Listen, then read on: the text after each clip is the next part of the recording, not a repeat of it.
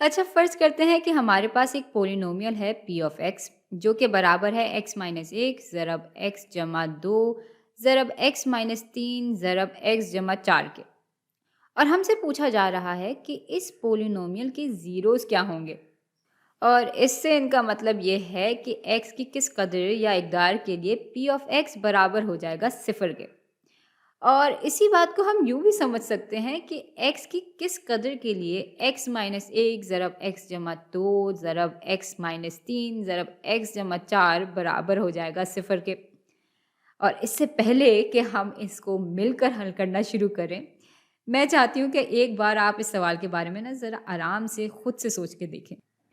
तो भई यहाँ सबसे बड़ी निशानी ये है कि जब हमारे पास मुख्तलिफ़ एक्सप्रेशंस का ज़रब दिया होता है, तो उनमें से कोई एक भी एक्सप्रेशन सिफ़र के बराबर हो जाए, तो इससे कोई फ़र्क नहीं पड़ता कि बाकी के एक्सप्रेशंस क्या हैं। जवाब हमारे पास सिफ़र के बराबर ही आएगा, क्योंकि ज़ाहिर है किसी भी चीज़ को जब हम सिफ़र से ज़रब देते हैं, तो जवाब सिफ़र ही आता है। तो अगर कोई x की कदर डालकर हम इनमें से किसी एक एक्सप्रेशन को भी सिफ़र के बराबर कर पाएँ ना, तो ये पूरा ही एक्सप्रेशन सिफ़र के बराबर हो जाएगा। तो इस पोलिनोमियल के लिए ज़ीरोज़ वो कदर या इक़दार हो जाएँगी, जिनकी वजह से या तो ये एक्सप्रेशन या तो ये एक्सप्रेशन या ये सिफ़र के बराबर हो जाए। तो चलें x माइनस 1 को सिफ़र के बराबर करने की कोशिश करते हैं पहले। और इसको जब हम हल करेंगे तो x बराबर आ जाएगा 1 के। यानी ये कदर इस पोलिनोमियल का ज़ीरो माना जाएगा। और इसी बात को हम p ऑफ़ 1 बराबर है सिफ़र की सूरत में भी लिख सकते हैं। और भई इसको अगर आप परखना चाह रहे हैं तो परख भी सकते हैं हम इसको। अगर यहाँ x की जगह हम 1 लिख लेते हैं तो 1 माइनस 1 बराबर हो जाते हैं सिफ़र के। और किसी भी चीज़ को जब सिफ़र से ज़रब दिया जाता है तो पूरा एक्सप्रेशन ही सिफ़र के बराबर हो जाता है। और अब इसी तरह हम बाकी के ज़ीरोज़ भी मालूम कर सकते हैं। तो x जमा 2 को अगर हम सिफ़र के बराबर रखें, तो ऐसी कौन-सी कदर होगी x की जिसकी वजह से ये सिफ़र हो जाएगा? भई x की जगह अगर हम नेगेटिव 2 रखेंगे तो ये एक्सप्रेशन सिफ़र के बराबर हो जाएगा। और इसी तरह इस एक्सप्रेशन में जब हम 3 रखेंगे तो ये एक्सप्रेशन सिफ़र के बराबर हो जाएगा। और आखिर में जब x जमा 4 में हम x की जगह नेगेटिव 4 डालेंगे तो ये एक्सप्रेशन भी सिफ़र के बराबर हो जाएगा।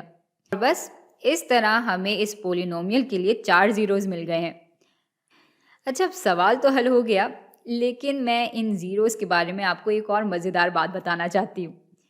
भई इन ज़ीरोज़ की मदद से हम पोलिनोमियल ग्राफ्स भी बना सकते हैं। ये हम जानते हैं कि इस सारी x की इक़दार पे p ऑफ़ x या y बराबर होगा सिफ़र के। तो चलें ग्राफ के एक्सिस बना लेते हैं पहले। ये आ गया x एक्सिस और ये आ गया y एक्सिस।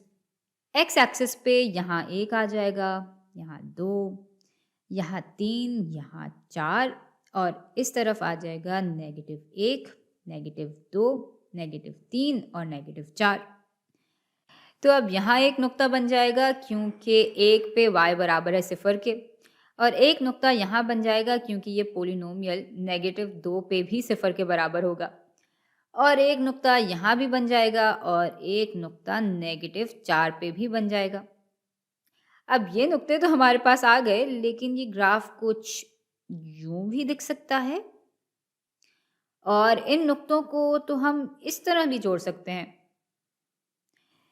तो भाई फिलहाल इन ज़ीरोज़ की मदद से हमें इस पोलिनोमियल के ग्राफ के एक्स इंटरसेक्शंस तो मिल गए हैं, लेकिन इसका ग्राफ किस तरह का बनेगा वो हम ज़रा अगले वीडियोज़ में देखेंगे।